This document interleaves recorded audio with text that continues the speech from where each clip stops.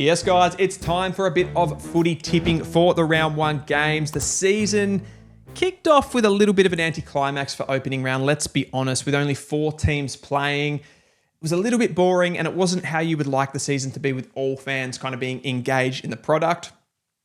But that's okay. We can do that in round one here. We've got the classic, which is Richmond and Carlton on Thursday night at the MCG.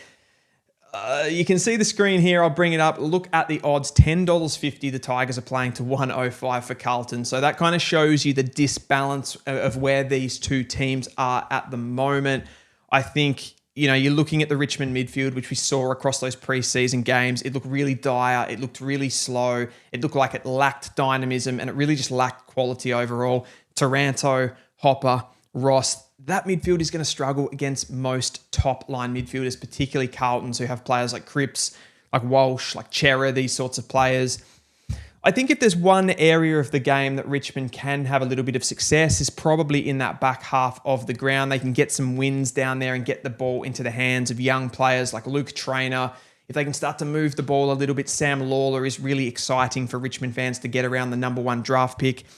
And then they've got Harry Armstrong down in the forward half of the ground as well. But overall, I think in this game, let's be honest, Carlton, they're going to have way too much experience. They're going to have way too much quality and just way too much nous for this young Richmond side that's lost so much experience. It's lost so much quality with Baker, with Shea Bolton, with Jack Graham also going out of the side. So an easy win here. I think 50 plus points is on the cards for the Blues to win this one by. Game 2 will be Essendon and the Hawks, which is a little bit more of a close one. Hawthorn paying $1.32 after their amazing performance up in Sydney last week. Essendon at $3.40. So the clear favouritism here sits with Hawthorn. I do think that Brad Scott, being a North Melbourne fan, seeing what he did over a long period of time at the Kangaroos, he is a pretty good game day coach and a good coach at coming up with solutions to problems in the moment. And I think he's been pretty good at being able to, do things like keep the ball off the opposition. Essendon have been pretty good at playing that sort of high tempo football. I think they can get midfield dominance with some of their really good stoppage players like Parrish and Merritt. And they're going to bring a different sort of a midfield group. Sardis is going to go in there, who's another really good stoppage player. Durham runs through there. Perkins even as well at times. And Cordwell, we know what he can do. So I think if they can get their hands on the ball at stoppage and try to lock the ball inside their forward 50, that'll take away a little bit of what Hawthorn are trying to do. But ultimately, I just think this Hawthorn side at the moment, they just have so many layers to their game. They've got James Sicily and Battle and Barras behind the ball who can win the ball back off you. They've got that lever that they can pull to move Sicily in front of the ball, which is just such a powerful weapon to be able to do at any moment in the game and give you problems from the coach's box with your matchups. I think Will Day, Jai Newcomb, probably someone like a Cam McKenzie now comes into that midfield to fill the James Worpel void, but they've also got a player like Connor Nash who can play a defensive role on perhaps a Merritt while he's running through the midfield as well. And then that small forward brigade that didn't even really fire in the game against Sydney, but they were still so strong. I think this Hawthorn side can play different types of football. They can lock the ball inside their forward half and score that way. They can play transition football off the back half as well. And I think in this one, they'll be too good for the Bombers. The Cats and the Dockers at GMHBA. I think this is probably one of the games of the round for me and one of the ones I had the most trouble tipping. And it's probably because the contrasting styles here. Freo, they had so much clearance dominance last year. Sarong and Brayshaw and Young and Fife were so good at getting their hands on the ball from stoppage. Did they turn that into scores ultimately? No, they weren't one of the top sides at scoring from stoppage. So I still have question marks about the sustainability of that game style to suit the players that they have. Hayden Young was probably the most damaging player for Fremantle last season, and he's not going to be in the game this time, which leaves perhaps a bluntness there, particularly from the midfield. The Cats, they're a different sort of a team. They don't really dominate from stoppage, but weirdly, they can still get a lot of scoring opportunities from stoppage. So they're a bit of a funny team. They like to play transition football, move the ball from the back half. They're really good at that. And then they have their weapons inside forward 50. Jeremy Cameron is a player that even teams with a really strong defense can't really go with him. He's just such a different type of player. Nobody really has no defender in the competition has the sort of attributable power to be able to go with a Jeremy Cameron. And then you talk about those high half forwards, which really do come in and support the midfielders. Brian Myers, players like Close as well, Dempsey off a wing.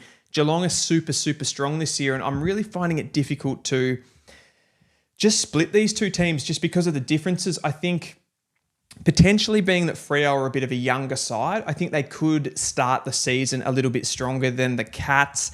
Geelong obviously pushing deep into finals last year. That's often a bit of a momentum killer for the beginning of the following season. Geelong also being that more experienced, older side. So often they'll kind of build into the season as it goes along. And for that reason, even though the Cats here are playing at home, and even the things that I've said about Freo being a little bit blunter with Hayden Young out of the team, but we've got to remember, Shea Bolton has come back into that team, gives them a little bit more in the forward half of the ground.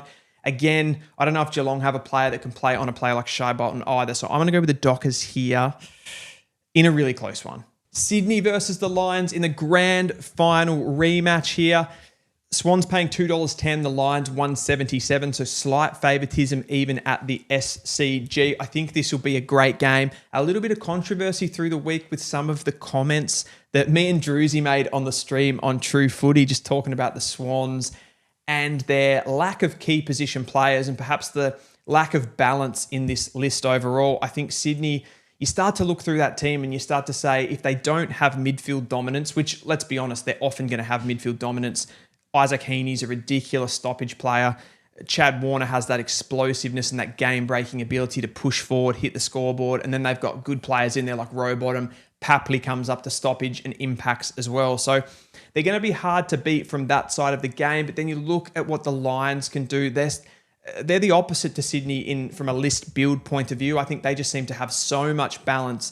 A kind of, in some ways, a bit of a workman-like midfield with Lachie Neale, Josh Dunkley, Will Ashcroft. They don't really have that sort of explosive game-breaking midfielder in there, but their midfielders are really high IQ. They kind of work together really, really nicely and just link up for chains, get the ball inside forward 50, and then their high half forwards do the damage. Players like Kyle Lohman, like Cal Archie, and then Charlie Cameron is that more deep-lying small forward who's really, really damaging close to goal. I suppose if you wanted to mount something against the Lions here, it's probably that they won't have the same key position forward power that they've had in other years to be able to stretch the Sydney defence with Joe Danaher going out of the side. Hipwood, Logan Morris probably aren't going to put as much pressure from a depth perspective on these key position defenders. We saw Sam Wicks came in and played a really good role on Nick Watson last week, so he's going to be able to probably do the same. But overall, I think the key player in this game and the one that really sets them apart is a player like Harris Andrews. And the Swans just don't have a player over 200 centimetres like that that's going to intercept the ball. I think the Sydney Swans forwards are going to really struggle to handle Harris Andrews. And then if he can get the ball into the hands of players like Dane Zorko, like Darcy Wilmot, Kitty Coleman, if he does play, I think Brisbane are just going to be able to have too many different phases to their game and they'll be too strong for the Swans. Western Bulldogs and my beloved Kangaroos going head-to-head here, 7:35 on Saturday night. Same night as we are doing the stream. I'll quickly give a plug to the stream on True Footy. Me and Druzy will be going live Saturday night for the Carlton-Port Adelaide game. Tune into that one. Footy in the Flat will be weekly throughout the 2025 season. Western Bulldogs and North, the underdogs here paying $3.50. I mean, we know what North have been doing over the last few seasons, but we also know that the Western Bulldogs do have a lot of injuries to key players at the beginning of this season. Treloar's out, Bont's out, Cody Waitman's out. That's a lot of quality for any side to lose. Western Bulldogs are a side that haven't performed to their expectation, I think, over the last few seasons, but they'll be really keen to try to bounce back. And if we look at the timeline of the Western Bulldogs under Luke Beveridge, they have been able to regroup and come back every 3-4 seasons and do something meaningful. They had obviously their premiership breakthrough in 2016, the grand final in 2021. Could 2025 be that, third bounce for them to kind of go deep into the finals if they can get some of these players back? I still think in this game, even with the midfield quality of North Melbourne, the young players coming through, I still think the Dogs are going to be too strong. And I look at a player in this game like Sam Darcy. What is he? Pushing 207, 208 centimetres. He's such a threat close to goal. And I don't think the North Melbourne defence are equipped to be able to handle a player like that, let alone someone like Aaron Norton, who's also going to be up there. I think Comben, Core, and Logue are going to have their work cut out. It's going to be too easy for the Dogs to score with a player like that. I think Sam Darcy could kick 5, 6, 7 goals in this game, and the Dogs will win. The Pies and Port Adelaide is the game that we're covering on Saturday night on the True Footy channel. The Magpies at home here have the slight favouritism, $1.62 versus $2.31. So I think that's probably about right overall when you look at the balance of the two teams. I think the area where Port Adelaide can have success in this game is around the stoppages, is around that midfield group, because Jason Horne-Francis, Connor Ozee and Willem Drew in this game are going to be really powerful. Of course, Port Adelaide don't have Zach Butters, and I think that's a player that could really come into the lineup there and overwhelm Collingwood from a midfield perspective. We saw with De Goey out the midfield, you bring in players like Still Sidebottom, like Scott Pendlebury into the mix, and they're just a little bit old and a little bit slow, let's be honest. Harry Perryman did a fantastic job, and he can line up on someone like a Jason Horne-Francis or a Connor Ozee at stoppages. But I'm really, this game excites me from a perspective of the Jason Horne-Francis versus Nick Daicos battle. Daicos obviously has more runs on the board, but Jason Horne-Francis can probably be even more of a dynamic, dangerous player than what Daicos can in bursts. So I think this is two of the best midfielders in the competition going head-to-head, different styles, kind of different ways that they go about it, and I'm really excited to see it. We know Jason Horne-Francis can be such a high impact stoppage player. Like the amount of centre bounces that he attends and then the amount of clearances that he wins is incredible. But we have to kind of take a bit of a more macro look at this game, and I think Collingwood have more quality all over the ground. I think if you look down back, just players with the quality of Darcy Moore, he's going to be able to bounce off players like Lukosius, sweep across, take those intercepts. You've got Maynard back there who can do really good lockdown jobs on some of the smalls. You've got Quaynor back there. You've got Josh Daicos and Dan Houston, the big ticket item for this game. How exciting is that going to be, him playing against his old team? And we kind of get to see this Collingwood tsunami from the back half of the ground. I think that's going to be really fun. It's going to be really interesting. And we get to see some of the young players come through for Port Adelaide. I'd love to see Joe Berry picked in this game. Hopefully someone even like a Christian Moraes could get a call up, or he'll be close at least. So looking forward to that. But overall, I think the Pies are going to be too good. I'm going to pick them by 24 points at home. And then we've got Adelaide and St Kilda. I've been pretty hot on the Crows across this preseason, and the odds are backing me up here. $1.33 to St Kilda's $3.34. It is at Adelaide Oval, which probably helps that a little bit. But I'm looking at this Adelaide team. I'm seeing balance. I'm seeing the opportunity of cut through for some of those midfielders. Jake Saligo, it's a big year for him. His preseason was enormous. He looks like he's gained extra muscle, extra physicality, extra power to break out of stoppages.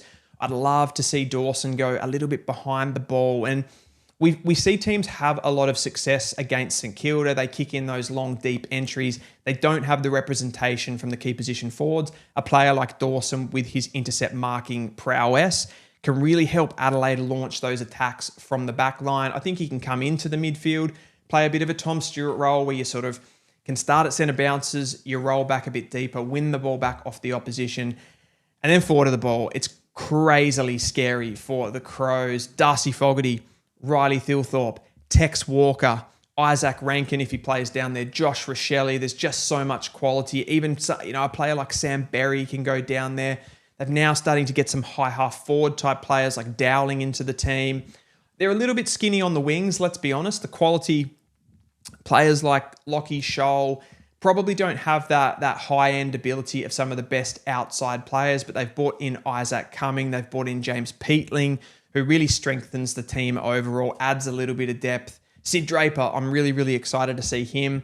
From a St Kilda point of view, I mean, they've got lots of talent, but I think the quality's still not there in both the forward half of the ground and the midfield group. They've got a lot of good halfback players, Nasiah Wangan-Miller, Jack Sinclair. I'm excited to see what Hugo Garcia can do, but I think this Crows team is going to be too strong for the Saints. The D's and the Giants.